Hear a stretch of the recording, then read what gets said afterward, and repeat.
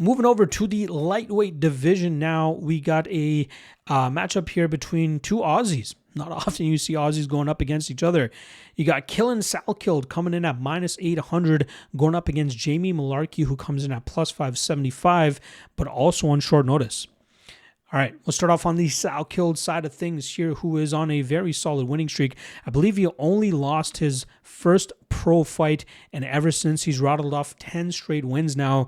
Most impressive, the last one, which was a short notice spot against Nasrat Haqparast. I believe that fight was back in October, and he landed a nasty head kick that flatlined Haqparast halfway through that first round. That was a fight where I believe the odds were quite close. Maybe Salkilld was a slight underdog, but I felt it was more than worthy considering how dangerous this guy can actually be.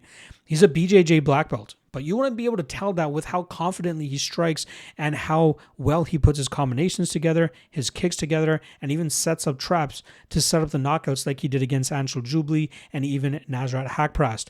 Against Haqparast, he was blasting the body shot.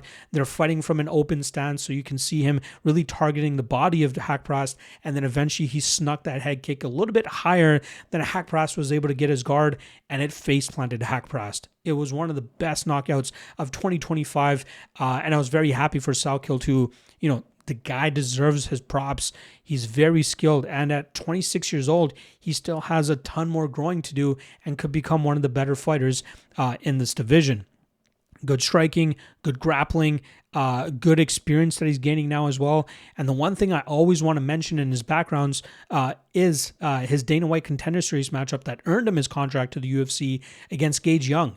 He had a very good first round. Second round, it seemed like his body language was starting to get a little bit negative. He was starting to slow down a little bit, it seemed, but then he kicked it into the next gear in that third round, and he won it clearly, and he won the fight on the scorecards, got the UFC contract as well. And Gage Young, as we've already seen, is a very skilled fighter in his own right. Now he's going up against a veteran here, Jamie Mullarkey, who's looking to build off a November victory that he had over the likes of Rolando Bedoya. That was a fight, I believe was a pick'em going into it, but Mullarkey showcased his well-roundedness and his ability to just win fights in either realm. He took off about a year and a half between the Houfi and Bedoya fight because he wanted to shake off that, the damage that he suffered at the hands of Haqparast and Houfi, where he got knocked out in both of those fights.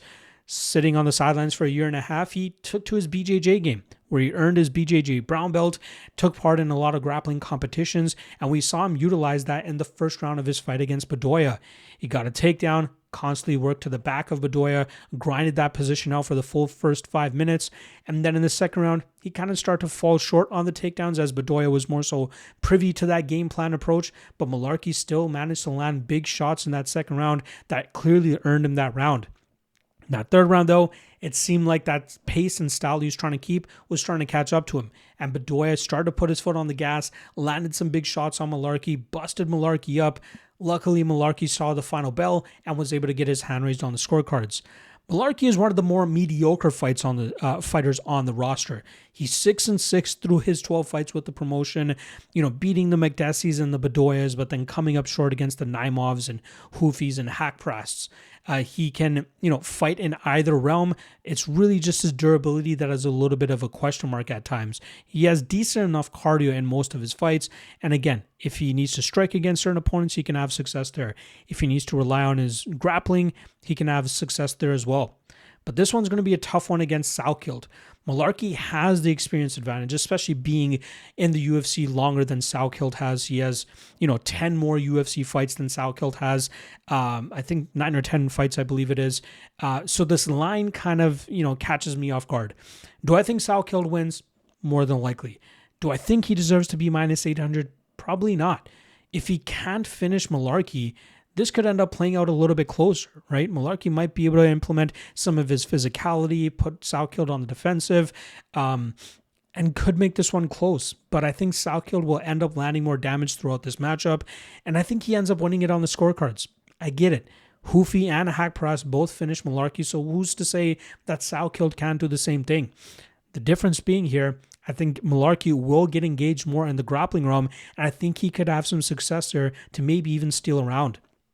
With that said, I think as we get down the stretch, Salkilld will start to pull away as he defends, lands his Muay Thai, lands his combinations, and I think he wins this on the scorecard or gets a late finish.